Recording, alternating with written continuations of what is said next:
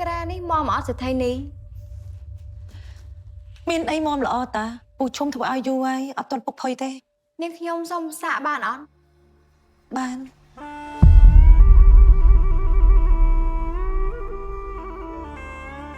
ក្រែរបស់សិទ្ធិនេះមុំដូចសិទ្ធិនេះនិយាយពិតមែន